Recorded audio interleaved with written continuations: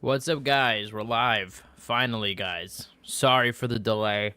Um, yeah, a lot of things went wrong. As you guys can see, the intro's not even here. Um, so, yeah, look, we're just getting straight into the stream, all right? I messed around with this. I'm not trying to make this a habit, being late. You know what I'm trying to say? I'm trying to be on time for you guys. I do feel bad. I put on an exact time. We're 22 minutes late, but we're here. We got so much to talk about. Logan Paul, Conor McGregor. There's some news with that. There's also news about Dustin Poirier. Also news about KSI's next fight. And to top it all off, I am going to give what the UFC needs to leave behind in 2024. All right, this is a new year, first stream of the new year. This is January 2nd, 2025. We have hopefully a full great year with the UFC coming up. And look, there's a lot of opportunities for the UFC to fix some of the things. Look, I'm a fan of the UFC. People say, oh, I hate on the UFC too much. This isn't me. You know, everything needs fixing. There's always suggestions to be had. This isn't me saying, fuck the UFC. This isn't me saying, oh, UFC sucks. I love UFC. I always tell everybody, I have a UFC poster right behind me. I'm people say I hate it. No, this isn't about hate. This is what they need to fix. I think a lot of people agree with me. It is my 4 picks. I actually meant to change the title because I changed it to 4. So let me actually just do that right now.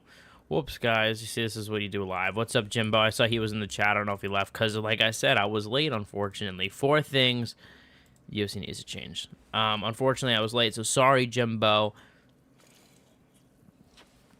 Sorry, Jimbo, for that. So, welcome, guys. As I said, we're just going to get into it. Let's rip...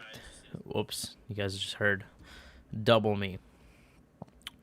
Let's get into it, guys. So, yeah, Logan Paul, Conor McGregor. We heard massive update, I believe like an hour ago. This came from Misfits Boxing News. Conor McGregor, apparently per sources, UFC is involved in negotiations with McGregor and Paul.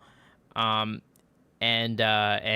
what do you call it? And it's targeted for April. Target for April, which is pretty soon. I see Jimbo is here. I'm here. Let the people on Twitter know you're live. I posted it. I believe it should be active, open, and all that. Posted it. Yeah, it is posted. Posted 4 minutes ago. Don't worry. Thank you, though. But look, this is pretty soon. Conor McGregor, Logan Paul. Obviously, we had talked about potentially this being in the summer. That is what I thought. If this fight was going to happen, it was going to be this summer. I did not think this soon. So, I mean, especially if this is all India, all hands on deck, they're doing this event. I'm very surprised to see it's April. This kind of tells me maybe the UFC are heavily involved because you got to consider, you know, if India's really doing this on their own and this is their own boxing promotion, they got to figure out how they're going to stream this thing. They got to figure out the payment. They got to figure out the contracts. They got to figure out all this thing setting up a promotion.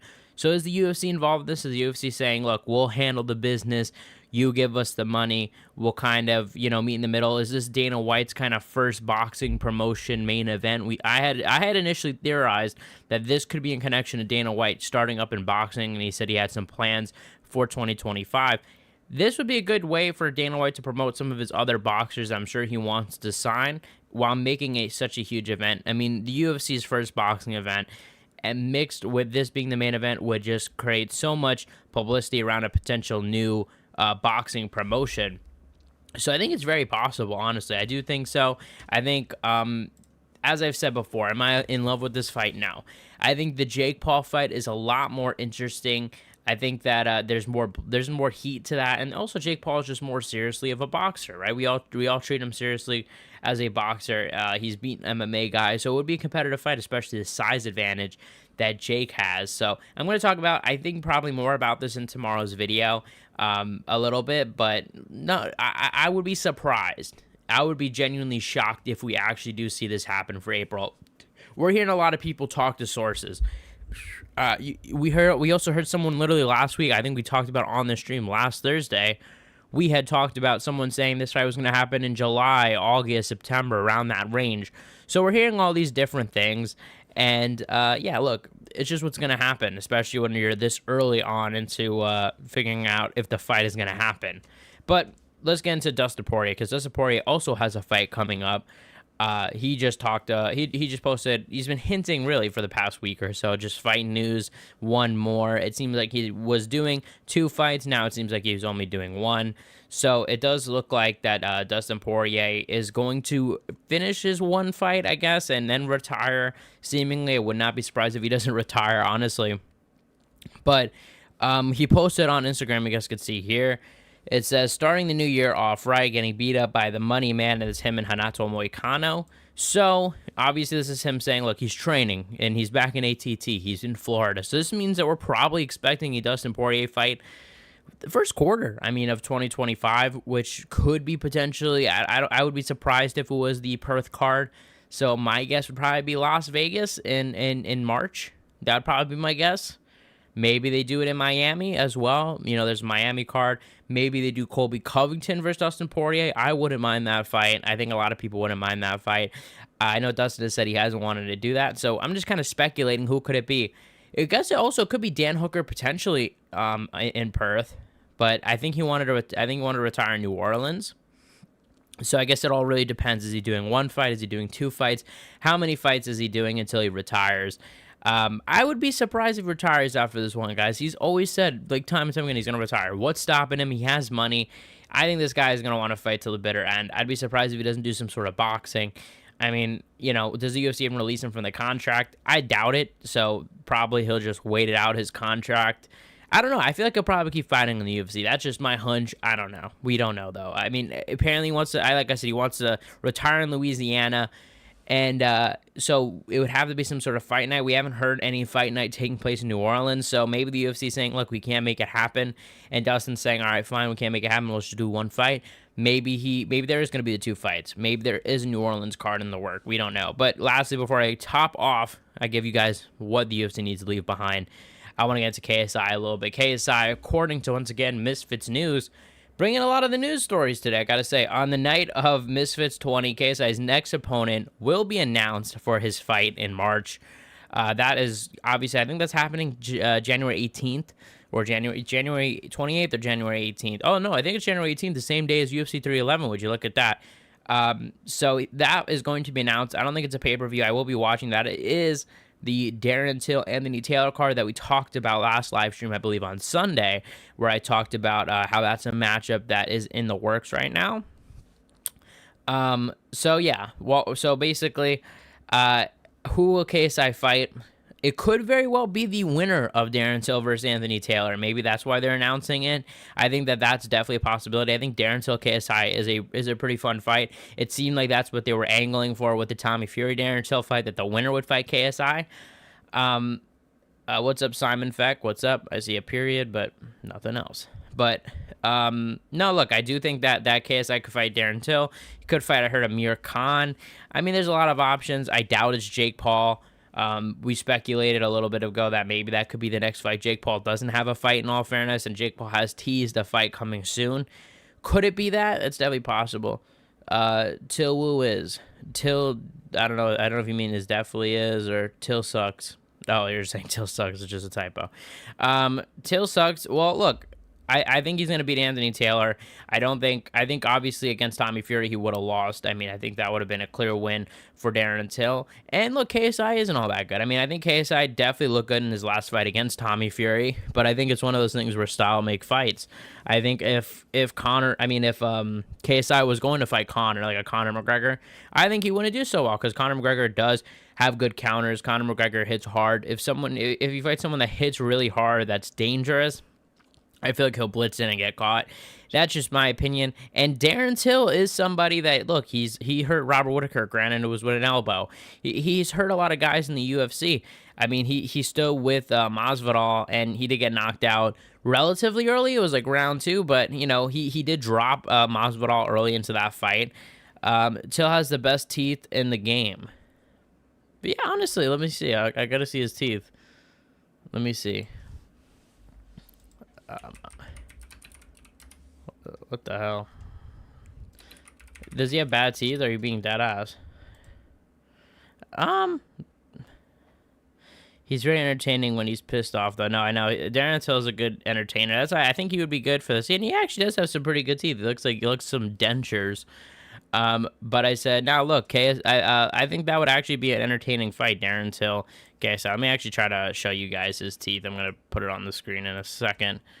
I will right now, guys. Take a look. So Darren Till, like I said, I think Darren Till, KSI, I think they'll probably do like some sort of face-off maybe, or something like that. That could potentially kind of look. Here's Darren Till's teeth. If you guys are curious, I'm doing all this myself, so that's kind of why it's a little tough.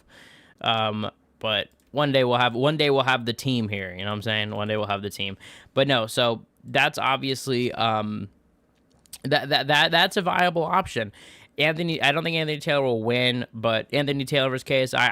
I said this in the summer, and I tweeted this, and I said that, look, I thought when they did the whole Slim KSI or Slim and Anthony Taylor versus KSI match when they were planning that, I said, why not just do Anthony Taylor? Why not just do Slim? I thought Anthony Taylor was a viable option. Look, he's defeated a lot of guys in boxing, granted not the best competition. He has boxing experience. He's fought Tommy Fury before, went to a decision with Tommy Fury as well.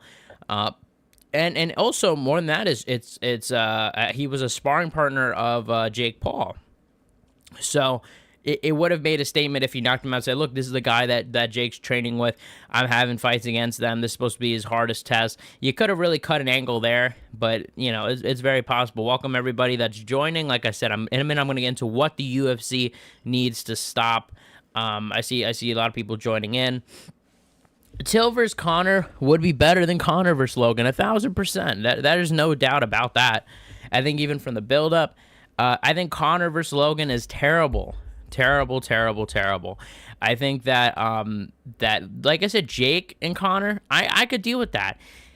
It's just bad. I also wouldn't want to see KSI versus Conor. I think the only matchup is Jake and Conor, just because obviously they've had such back and forth. Well, not really back and forth, really one-way traffic from Jake going at Conor. And that's why I was so surprised about this matchup, is I feel like it's really sad to see, because I think this is a testament to Conor McGregor's fall from grace. And that's why, like, when I first talked about the story, that's kind of like what I titled the video. That's why I talked about it, because it was one of those things where back then in 2021, 2022 even, like in 2023, really up until recently, Jake Paul has called out Conor multiple times, and you could probably count on one hand how many times Conor has said anything about Jake. And what it was a power move. It was saying, look, you need me, I don't need you, I'm not fucking talking about you. And let's be honest, Conor doesn't need Logan, he doesn't need Jake.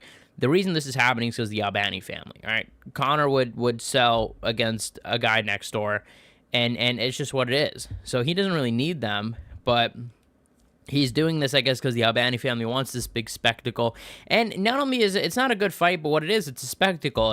It gets us talking. It's out there, and that's why we're talking about it. That's why this is one of the things I've been talking about literally most since I started live streaming recently. I mean, this has been the number one topic of conversation is Logan and Conor happening? Is it ever going to happen? Should it happen? You know, how bad is this fight? But most of us are going to watch. Like I see people say, oh, I'm not watching. You might not watch. Maybe you won't. You know, I'm not going to assume and say you won't, but I would be shocked if most people didn't, even if we're complaining about it, because I'll be up and honest about it. It gets fucking announced for April. I'm watching it in April. It's just what it is. And I'm not only just watching it, I'm doing videos. You know what I'm saying? I'm doing videos that whole week. I'm doing like as I normally would, talking about my thoughts. My thoughts might not be positive, but I'm still going to watch it. Now, that isn't me saying, oh, okay, well, we can't be mad about the fight, because that's what they try to say about Mike Tyson and Jake Paul. That pissed me off. Yeah, was I going to watch Mike Tyson, Jake Paul? Of course I was, and I did wind up watching it. Does that mean I can't complain about it? Absolutely, no, that doesn't make any sense. Of course, like I just said, I said this, I think, last live stream as well. I'm going to watch fucking Amanda Ribas versus Mackenzie Dern too. Does that mean I'm fucking amped for the fight? Does that mean it's a great fight? No, it doesn't mean that. So what are we talking about here? That I if I'm talking about it, I have to be excited about, or if I'm going to see it, I have to be excited about. That's the fucking stupidest thing that people like Jake Paul say. It just is because to justify these fights, being like, well, you're going to watch it. Yeah, I'm going to fucking watch it. You don't even know what I watch. So what the fuck, you know what I'm saying? But it is what it is. I'm going off on a bit of a rant here. But Gaziev versus Jones is the real money fight. I agree. Shamil Gaziev, which we're going to talk about, hint, in a little bit, actually. But yeah, Shamil Gaziev. You know how many people have been requesting Shamil Gaziev as like an interview? I gotta get this guy at some point because I don't know what it is. So many people have been just fucking commenting this shit. I've seen like numerous comments saying interview him since I've said, oh, who should I interview? Who should I interview? Guys, I gotta be honest, man. Interviews, it's tough. You know what I'm saying? It is really tough because nobody wants to do interviews. You know, I had a better time back then getting interviews when I had less subscribers and I had like literally double-digit subscribers, not even 100 subs. I literally had better success. Nobody fucking wants to do an interview nowadays. I will say though, I have gotten back then. I used to get no responses. Now I get no. So maybe that's an improvement. I don't know. That's like, no, not right now. I don't know if that's just them being polite. I don't know what it is, you know, just from multiple people. Like, it's really not just one person. So, you know, if you're someone that said this to me, I'm not trying to shit on you. I'm saying it's literally just multiple people. And look, I understand. It's fucking busy. It's the holidays. It is what it is. People probably taking breaks. MMA's on break. Everybody's probably taking this opportunity to go away. I don't fucking fault anybody, you know, but we'll get the interviews hopefully soon. Hopefully more interviews throughout this year. You know, I am planning out a few things. I got a few things in the works. That's one of the goals for 2025. I want to do more interviews. Hopefully, we can get to a point where it's like once every 2 weeks, once a week. And we'll see from there. What do you think about Topuria knocking out Makhachev? Well, that didn't happen. No, I'm kidding. But it did not happen yet, so I don't know what you mean. What do I think? But if you mean what do I think would happen? Yeah, no, I think it's possible, honestly. I think a lot of people drag about how impossible it is. I think Ilia Topuria is really good. I think he has good wrestling. He has really good knockout power, good timing, really sits down on his shots. And look, Islam Makhachev has struggled against Volkanovski, struggled against Topuria. I talked about this recently in a video that I wasn't trying to shit on Islam. I think Islam's a good fighter. I think Islam could very well go down potentially as the greatest of all time. Is he there yet? No, I don't think so. And I don't think he's surpassed Khabib either. I don't think so. A lot of people say, well, he could beat Khabib. I'm not saying he couldn't or could. I really don't know that. I think one of the things that's going to be a problem if they were to fight is I think Khabib has, I don't know if Khabib has better conditioning. That's the thing. It's an interesting matchup, I'll be honest. There's definitely a chance that Islam wins. I totally understand the argument because Islam, you would say, oh, Islam could defend the takedowns, neutralize, and pick him apart on the feet. That's what everybody's going to say. But my thing is, I feel like, will the pace of Khabib take over Islam? How would he deal with that? That's the big question for me. But about Topuria and Makhachev, I think Topuria has really good scrambles, and I think he could definitely move around. Trying to get interviews is like Chandler trying to get the Conor fight. Well, thanks. I hope it goes easier than that. I hope it goes easier than that. But no, I've interviewed some people. Like I said, there was an interview I did recently.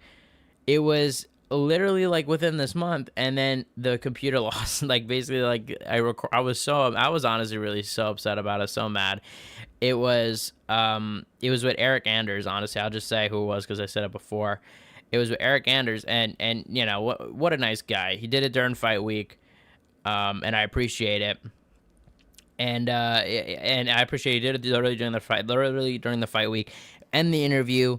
I literally tested it, guys, like five times because I was so paranoid about it not working. I had it set up so well, and it got lost. So it is what it is. And it was actually, it was such a good interview too. I thought it was a good interview. I thought we got some scoops in there, stuff I didn't know about, stuff that I feel like a lot of people didn't know about. And I felt like I asked good questions, but obviously, look, you can't get them all. You take losses, and that's just what it was. It was a loss. And I appreciate Eryk Anders for doing it. You know, he doesn't have a lot of UFC fights left. I've actually interviewed him twice. There's another interview from, I believe, like 2 years ago of him. He is really a boy. Yeah, exactly. He is. And no. He's a good guy. Like I've DM'd him, and stuff. He's a good dude. And I appreciate the interview, even though it did not work.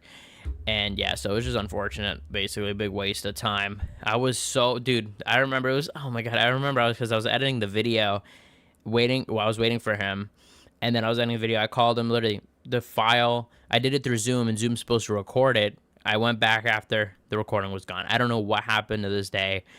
It worked every other time. I did it after, it worked. I have no idea. I don't know, honestly, I don't know if it was something from his end, his end, because you have to click something that says, oh, like, I permit recording. I don't know if it was something like that. But now for interviews, I have a backup now. So it's never going to happen again. Even if that something like that were to happen, there's going to be a backup in place. So, which I should have done at the time. That's on me. I'm not blaming anybody. It's my fault. I should have had a backup. And I even thought right beforehand, I was like, should I have a backup? Should I at least record maybe the audio? And yeah, so didn't really work out. Is the power slap sustainable? At what point does Dana bail on it? Every interview he does, he has a damn power slap solo cup. Yeah, no, I actually did think of this as well recently. Power slap has been around, what, now 2 years or so? I think it's kind of reached its peak in the beginning. I think it's just a downward decline. They're doing an event in Saudi Arabia. I know Dana White will obviously say, no, it's not. It has not hit a decline. In my opinion, I think it has hit a decline. And what do you call it? I think at a certain point, it'll just, I don't think it'll ever be solely, like, totally bailed. I think we're just going to see less and less of it, which I feel like we already have. I feel like we've already kind of reached the stage of less power slap, because there used to be, I feel like I used to see way more of it. I don't really see it anymore. Nobody really talks about it. Nobody even tries to complain about it. It's even lost the stigma of being like, oh, this is so bad. And everybody's just like, it's boring. Honestly, power slap, look, if you're going to watch power slap, it is, look, I'll give it this. It is entertaining if you're going to watch it with your friends for, 20 minutes, and you don't got to pay attention to it. It's just something in the background. It is good for that. And I understand Dana White, where he's coming from, where that's the market. And you could tell that's clearly what they're going for. They're trying to make it oh, look, you're with the guys, you throw it on, and you see people get knocked out, you drink, you laugh, this, that, and the other thing, right? But that's all it'll ever be. I don't think it'll ever be something serious, because there's not much technique, and and it's just, fuck all that, right? Because people talk about power slap and hate on power slap, and I hate on it too. But it's like, think about it even from this point of view. The head concussions you're getting. I'm not even trying to sit here and say, oh, the poor fighters and all this and that, which is another, you can make that argument as well.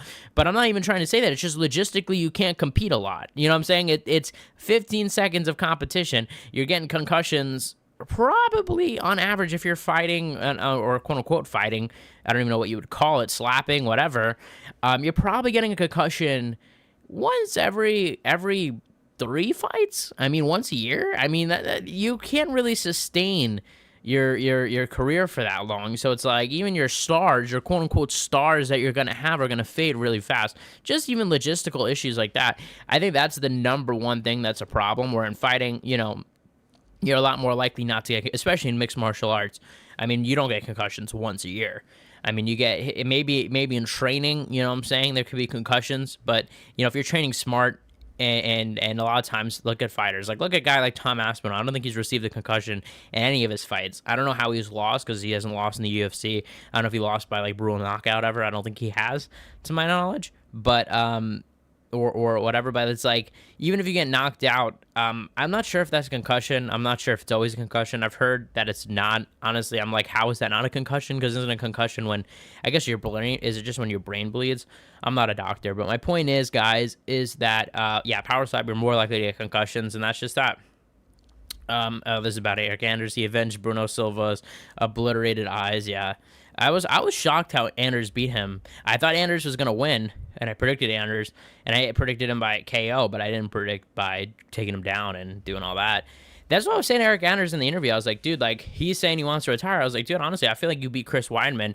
You're putting together a pretty good run for yourself. You're kind of making a name for yourself. More and more people are talking about you, I should say. Like, I was like, dude, honestly, this might be your time to call for some rankings. You know what I'm saying? That's what I was telling him. I'm not saying, look, and maybe he can't get through the rankings. Maybe he does lose against someone in the top 15. But I think he's done pretty good for himself. I know, look, I'm not saying Chris Weidman is all that great of competition as of right now, because of recent stuff and because of the leg break and just injuries and all that. But I still think it was something. From how 1 to 10, from 1 to 10, how depressing is a GFL roster? The GFL roster, I swear to God, guys, you can call me evil, you can call me mean, you can call me being a bully, whatever. I don't give a fuck. You guys can call me whatever. But when I saw that, I actually laughed. Like, I literally was alone watching, like, them reveal this, and I laughed. Just like, oh my God. Like, when are we going to learn from these mistakes? Like, we're going to do another fucking tournament with the oldest most washed former UFC fighters.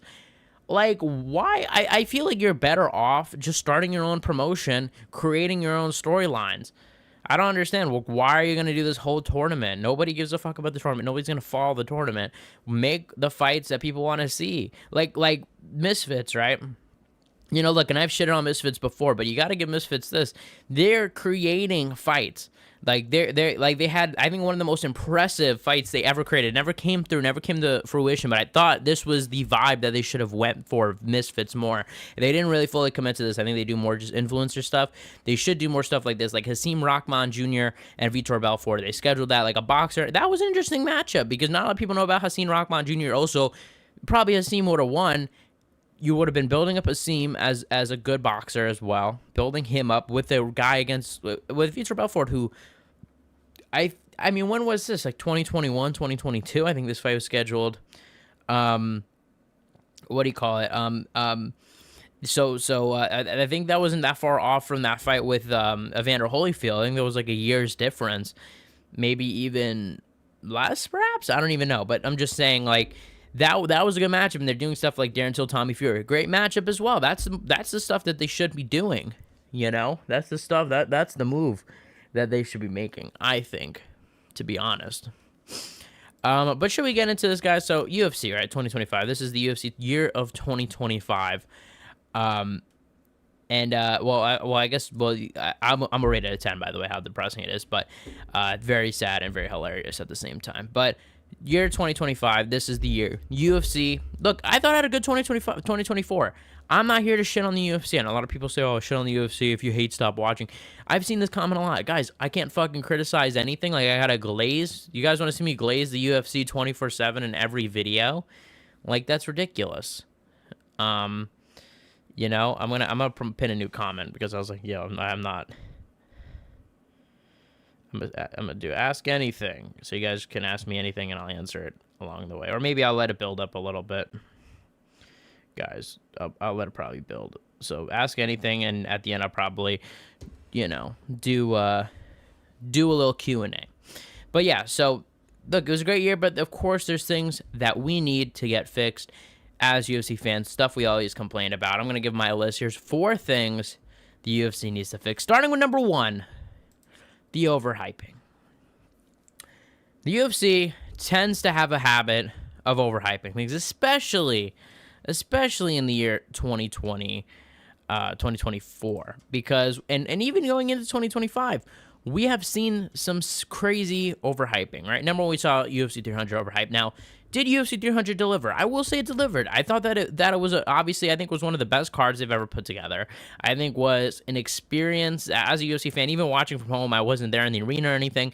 It was a fun day. It was a fun day. You were excited for the event. It was stacked from top to bottom. So I'm not here even trying to say it was overhyped or shitted on. It was just so much overhyped that it felt everybody was just disappointed at every turn. I think even if you talk to some people, there will be people that said it did not live up to the hype. I'm not one of those people, but it's arguable. Then you get to UFC Noche. UFC Noche was also overhyped as well. I thought extremely overhyped. I thought that that UFC Noche look. Did it look amazing? Yeah, it looked amazing. I'm not denying that. We talked about this last stream as well, where I said, look, that UFC Noche, I thought the visuals were very good. I gave it props in the awards and for the best event when we were talking about all that, because I thought it looked very nice. But we talked about this, that's not the only thing that makes the event. We're fight fans. We want to see good fights. There were great fights on there. I mean, the Daniel Zellhuber fight was great. The main event with Merab and O'Malley was good. The co-main event wasn't so good. The fight with Diego Lopez, Brian Ortega was good. Lazy Boy had a phenomenal comeback in that fight against Ode Osborne. It was a good card, but you know, I felt like if you guys remember, we were hearing that this was going to be the Mexican card. Like, this is going to be like the best card of all time, like the best card ever assembled. Like, we were hearing things that this was going to be the greatest event in combat sports. That, I would still give it to UFC 300. I'd give that to UFC 300 because look, the actual the way it looked didn't carry the event, in my opinion. And I think, look, maybe wait it out. If you think something is good, wait till you have the full thing announced, and then you can hype up that announcement. But come on, let's not do this whole, oh, this is gonna be the greatest what, and then it's like just mid. Let's be honest. That's a problem. But let me move on. Number 2. What's the second thing that I think they need to... Love letter to Mexico, exactly. Not a love letter to Mexico. I thought there should have been... You know, and timing's always a thing, but I thought there could have been more Mexican fights, more fun fights. Crackstream going down was like getting kicked in the balls. That is insane, right? I mean, they probably got in trouble, I'd assume, in some sort of capacity. I'd imagine. Well, let me react to the chat after this, because let me get through this just so they stack up a bit, and I'll read them through. Next up, high ticket prices.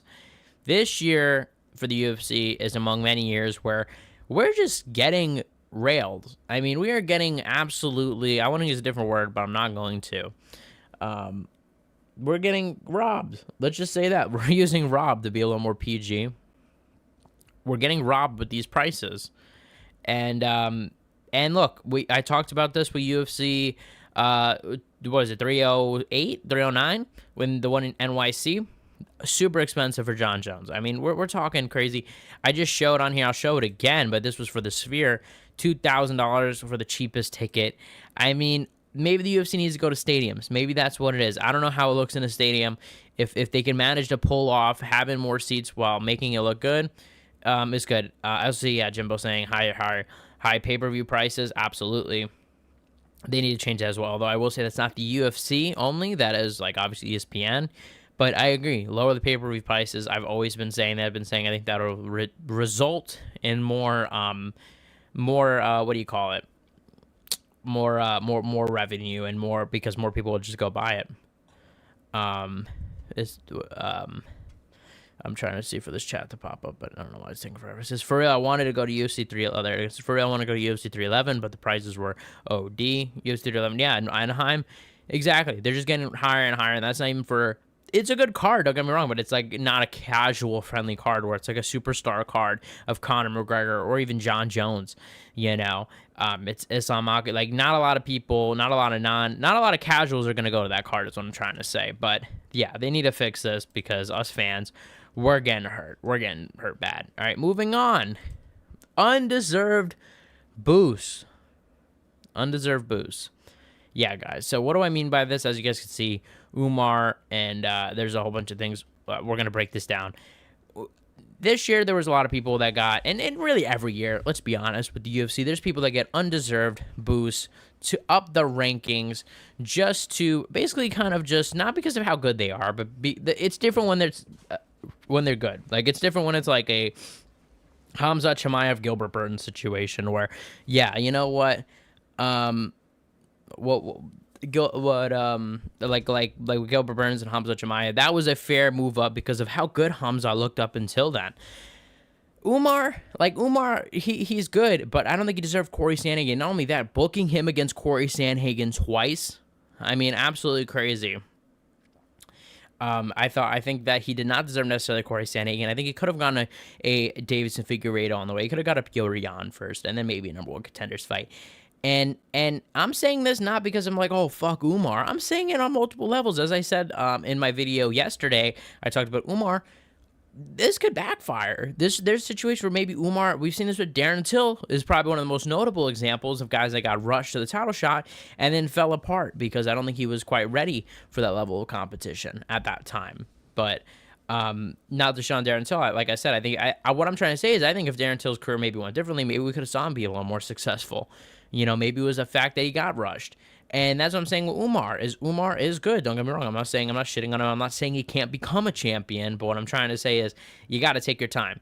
And we've seen this too with Shamil Gaziev. That's why I was mentioning him before. But Shamil Gaziev and Jairzinho Rozenstruik, another situation where you rush a guy to the title. Or not rush a guy to the title, but you rush a guy up the rankings to get a top 5 guy to get him in quote-unquote easy win. And guys, like I said, I'm going to answer the chat, so just keep stacking them up. I keep forgetting, so don't think I'm ignoring anybody. I'm just, waiting. But what do you call it? Like, we saw Shamil Gaziev, Jairzinho Rozenstruik. Shamil Gaziev got destroyed, got pretty much embarrassed. We also saw this the year before, Sean Strickland and Abus Magomedov, where he got destroyed. He got embarrassed. We saw this with Ikram Iskarov, I guess, with Robert Whittaker, but that was a little bit of a different situation with Ikram stepping in for Khamzat and being a short notice fight. But that's what I'm trying to say. Like, you have these guys that are actually really good, or even Ikram versus Paulo Costa. That was a situation where they wanted Ikram to be rushed up, and it could totally backfire. So that I think, and oh yeah, I wanted to show you guys this. I have also here Curtis Blades versus Rizvan Kuniev, who is supposed to fight Curtis Blades, who this is his UFC debut, guys. He's coming off of Dana White's Contender Series. Granted, he did fight in the PFL. He did fight their former champion, the guy who Ngannou just beat Renan Ferreira. He did fight him. It was a no contest. I don't know. I forgot if he won, lost, whatever the situation is. But if you rush these guys to the title, you rush these guys to the top 10, if you rush these guys anywhere, it's usually not going to end good for you. It'll usually not end good. There's some guys that could take it, like Khamzat Chimaev went out there against Robert Whittaker. Arguably rushed up the middleweight. That's definitely argumentative because he did prove a lot of welterweight. So it is kind of a fair matchup, and I'm not mad about that one. I'm not calling that one out of saying, oh, Khamzat didn't deserve the rise up. I think that was a fair matchup and a good matchup at that. Especially you could see how he handled Robert Whittaker. Obviously, that was totally fine. But what I'm trying to say is, look, some guys are ready for that, but some guys are not. And what's wrong to do is have tailor-made matchups simply just to get to the guy as a top 5. That is what I'm trying to say. Where Khamzat went up against Robert Whittaker, that was a tough matchup. That was a matchup where we're like, man, Khamzat Chimaev could really lose this thing. Against Gilbert Burns, we really said, oh, Khamzat Chimaev could really lose this thing. And he almost did. He really went through hell with Gilbert Burns. But with Umar, look, I will say the Corey Sandhagen fight I thought was a close one. I thought that, going into it, I did pick Corey Sandhagen. But what I'm trying to say is you got to be careful. And now we're rushing him to a title shot, which, look, am I going to sit here and complain about him getting a title shot? No, I don't think that there's anybody else that necessarily deserves a title shot. So I think you got to consider that and put that into consideration at the very least. So I think that, but like I said, Shamil Gaziev, and we're already seeing Curtis Blades, and Kuniev. That fight looks like they're rushing him. They're trying to get him a good matchup. To me, yeah, I think they're just trying to knock out Blades, get him out of his contract, and move on. But what is the number one thing that drives me crazy? Guys, I have probably done videos like this. I think I did this last year. I think I did it the year before, of things the UFC needs to fix. And kind of things like that. This is what the UFC needs to leave behind. Like I said, these are all things the UFC needs to leave behind in 2025. But what is the last one, guys? I think we probably all agree on this. Ready? UFC Apex. The UFC Apex, as I've said before, was at one time the savior to the UFC. It was one time one of the best things to happen to the UFC. Saved them during the COVID-19 pandemic, right? All the venues were shut down. They were having problems about doing events in even Florida, which is crazy knowing how conservative Florida can be. So the fact that they were even saying, hey, UFC can't do this here, and that especially ESPN was having problems with Disney, giving them backlash and all this and that. They really need the UFC Apex, and the UFC Apex has helped a lot. And we were at a time where all fight nights were at the Apex, even when, pay-per-views were in venues. I got that at the time. Venues are probably a little bit backed up. You can't get into everyone. Sometimes you need an Apex. I totally get it. 2023 goes by. All right, we're getting a little ridiculous. Can we wrap this up in 2024? I asked that. 2024 comes around. We're going through the whole year. We're still using it. Granted, less. We're going to more locations, more places. We're going to more countries, more cities. They're supposed to go to. Where are they supposed to go next month? Seattle, right? They're going to Seattle. They're also going to London. They're going to all sorts of places. Mexico, they're supposed to go to in Q1. So look, they're going to all these different places.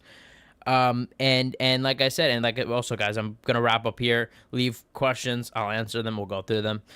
I think, look, it's getting ridiculous. The first fight night main event is, as I showed before, Darren versus Ribas. I mean, like, the rematch we're all waiting for in an empty venue. That's what we all really want to return to the UFC too. Like, the UFC's lucky this is the first Fight Night main event, because maybe there'll probably be a lot less people watching. Like, I'll be watching, especially. I'll probably be watching the prelims starting just because I'm like, damn, it's been so long without fights, you know? And look, at the end of the day, I think they need to really get rid of this. It is the UFC can go to any venue they want. There's absolutely no excuse other than just being pure lazy. And yeah, that's kind of really it, guys. So that's what I think, guys. Let me know in the comment section. Let me know in the chat. Let me know everywhere what changes you guys think the UFC needs to make. I saw high pay-per-view prices. Very good as well. That's also very good. Let's see. What's your sources saying at UFC 313? What does it say for real UFC? Yeah, I read the Royal D, but what's my source saying about UFC 313? I have no sources about UFC 313. I don't hear anything. You know, I'm not much of a, like, I always try to get the scoop. I'm always talking to people. I'm always trying to poke around. But no, I don't have any sources on the main event. I do wonder if I were to play the suspicion game, though. I mean, look, there's Pereira. He gave out a vague message saying about fighting in Australia. I mean, that could be something of noteworthy. Maybe, like I said, I was surprised to see Sean Strickland fight in Australia. Do they move him to Las Vegas because of the issues he's had in the past with Australia? I wouldn't be surprised. I wouldn't be surprised at all, honestly. Oh, guys, sorry. Whoops. Sorry about that, guys. I wouldn't be surprised about that at all, if they did something like that. Because, like I said, he caused a lot of problems last time. He did. And almost got kicked out of the country, almost deported. So it's like, why would you even risk that? I don't get that at all. From the UFC's perspective, especially, I mean, he's such an Americanized fighter, always talking about America first, always talking about, like, you're going to have him fight in Australia. Doesn't really make sense to me, but hey, I mean, they do what they do.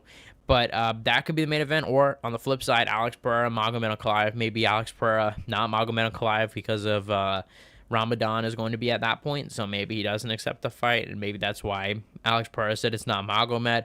I would probably guess, point is, Magomed, I would give... I'm sorry, Alex Pereira, could be Sean Strickland. Maybe they rebook that one and put it for the later date. Topuria versus Volkanovski is an option, I guess. What about bantamweight's weird at bantamweight. Flyweight, I mean, I guess could be put on there. Maybe Valentina Shevchenko, Mana Fierro. I mean, there's Pena Harrison. Could it be a female main event? I mean, I don't think that there's any female main event that would be main event of a pay-per-view worthy. I don't think that Pena and Harrison are main event worthy, but maybe they feel like the trash talk could carry it enough that it could just be a main event. Co-main event, Valentina Shevchenko. The fans would be so mad about that one. Shevchenko and Fierro. You could do something like that. I mean, I wouldn't be surprised if they did that. Also, it would help potentially promote a Nunes versus Harrison fight maybe at the end of the year. Because I do think, like I said, I do think that Nunes will fight Harrison. I think she'll be Harrison if that does happen. But it could be wrong about that. But I think so. It really depends how Nunes will come back. What else is there? I mean, like I said, I think that's pretty much all the options we know. It wouldn't be. Oh, no, it could be welterweight, but I just saw somewhere Bilal and Shavkat's expected to be in June. Not a lot of options, interestingly enough. Like I said, maybe it's Pereira. My guess is, if I'm going to take a guess right here, right now, Pereira versus... I'm going to take this guess. Okay, here, I'm gonna actually... This is my official prediction. What do I think will be the card for UFC 313. I think the main event, hear me out, guys. Juliana Pena versus Kayla Harrison, main event. Co-main event, Valentina Shevchenko versus Mana Fierro. Featured bout, Alex Pereira, Cyril Gane. Buy it or not? Let me know, guys. Would you buy that? Would you not? UFC 313, main event, Kayla Harrison, Pena, and Juliana Pena. Shevchenko and Fierro, featured bout, maybe 5-round featured bout. Cyril Gane versus Alex Pereira in a heavyweight bout. I think so. I mean, that's I would buy that. You know, You know, I'm not saying I don't think Kayla Harrison and Juliana Pena is the greatest of main events, but let's be honest, people's main event would be Pereira Gan. You promote that heavy, I think people will buy it. And then who knows what other fights are on there? I mean, that is a buy. Yeah, I see Jimbo saying buy. That is, I'd be sufficed with that. I'd be like, all right, you know what? Yeah, we get that main event, but I'm totally fine as long as we get Pereira Gan. I mean, even Pereira Gan, I think Pereira Gan could be a main event of a pay-per-view. I've said this in the past. That could be a main event of a pay-per-view. I think a lot of people would buy that. Who cares if there's a title? I mean, they're going to probably promote Pereira with the belt anyway because he's the champ. So, do it 5 rounds. I think so. And then get his feet wet. And then maybe if he wins, then if the John Jones, like I said, I predicted, if you guys didn't check out my video yesterday, I made my boldest UFC predictions for 2025. If you guys didn't see that, I predicted there. I said, look, I think Jones-Aspinall is not going to happen initially. I think that Pereira is going to fight Tom Aspinall maybe in July, so maybe he fights Gan at heavyweight, then he fights Tom Aspinall at heavyweight, loses to Tom, and then I think he fights Magomed at the end of the year, and then I think Tom is going to go on to fight John at the end of the year, too. I think so. That's my prediction. Maybe they do Pereira versus Magomed in Abu Dhabi, and they do Jones-Aspinall and MSG. That's look, I'm making, you want to talk about bold predictions? Deshaun said buy. Yeah, everyone's saying buy. That is what I would do for UFC 313. Now, I also want to read Deshaun's other comment. They want to rush Shara Bullet, but he can only fight in the Middle East. Yeah, they are rushing him. Guys, I saw this suggestion somewhere. I forgot where. But I saw this somewhere. Shara Bullet Adesanya, buy or not? Let me know, guys. If they just did it right now instead of Imavov. That's a fire fight. Fuck it. I mean, we've seen people like you could say it's rushing him. It's just a fun matchup, and honestly, I'm not super excited for the Nasruddin Imavov and Adesanya fight. Honestly, I am interested in it. It's just that look, it's not the mega fight not that Adesanya's really been in that many mega fights. If we're gonna be honest, let me know. Also, does it bother you guys if I move this microphone? Like, how does it sound? Yeah, look, guys, it's a new microphone holder. I don't know if you guys have peeped in the videos, but. Look, no, I think Shara Bullet Adesanya would be a good fight, but I think they are rushing him. I mean, they're not really rushing him too much. I mean, keep in mind this: MVP is a welterweight coming up to middleweight. I think Shara Bullet's going to win that one. I'd be shocked to see if MVP wins. To be honest, I'd be really shocked. Do you think Conor in MMA? Do you think Conor back in MMA 2025 or ever? In 2025, man. So. I don't think so. If he fights Logan, we're not going to see him in MMA. If he doesn't fight Logan, there's a chance. If he fights Logan, I think they're going to wait until 2026, which is crazy.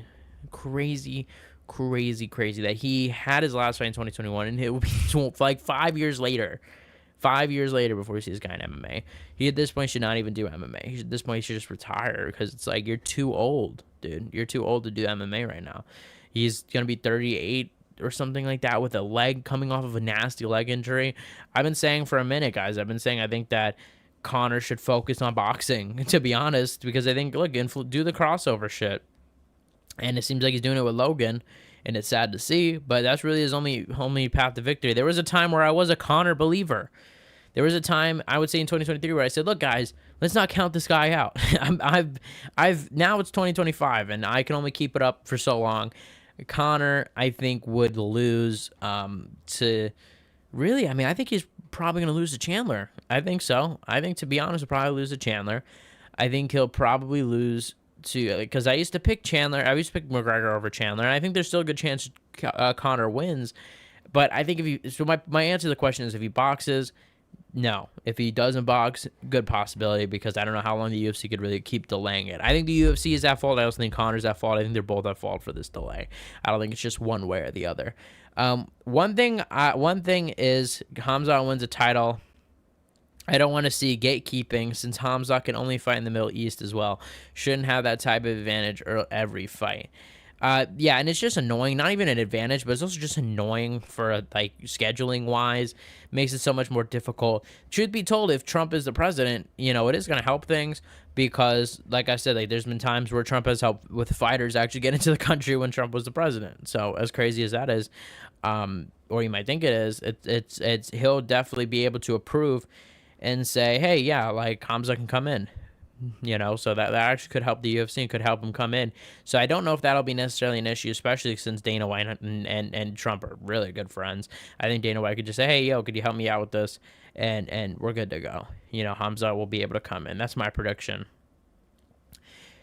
And they'll probably rush Khamzat, too. They'll probably maybe do Khamzat International Fight Week. Even that's possible instead of Dom Aspinall and Jones/Pereira, whoever he fights next. Maybe they do Khamzat versus somebody in Las Vegas. I think he wants to fight both Paul brothers, Logan first and Jake right after. That's not a bad theory. I mean, that's two probably in his mind easy bags. I'm not saying it is, because I think that I think he'll beat Logan, because Logan, I mean, come on, he went fucking 6 rounds with Dylan Danis. I think McGregor can survive and probably piece him up a little bit while he's at it. But Jake is a risky fight. I think that Jake, I don't know if he loses Jake. I don't know if he wins, but I don't know. That one is I'd have to think about. I think Conor would win. I think that Jake has really gotten worse over the past few years with his boxing. That's just what I see. I think it's gotten way worse. Conor will lose to Dark Meat Chandler. I don't know what makes him Dark Meat, but I don't know what makes him dark meat, but I don't know if that's something I don't get, but I think Conor will lose to Chandler. I think, look, at the end of the day, guys, there's a lot of big things in MMA going on this year. I'm glad this is the first stream of the year. If y'all enjoyed, we're going almost an hour. Wow, an hour stream. Made it up for being late. I'm sorry, guys, for being late. We'll do another stream on Sunday. Video coming out tomorrow. Not a lot of news going on in MMA, guys. I was saying when this break first started, that there's some news that we get to cover. This has been a really dead week. Not a lot going on, so I'm just like, coming up with material. But there'll be a video tomorrow breaking down some news, talking about some of the news stories going on in the MMA world. I appreciate all y'all joining. What's up, Piggly Wiggly? I see you late. What is it? Better late than never? You know what I'm saying? Type shit. I appreciate you joining. Appreciate all of you guys. Seriously, appreciate it. Appreciate the love.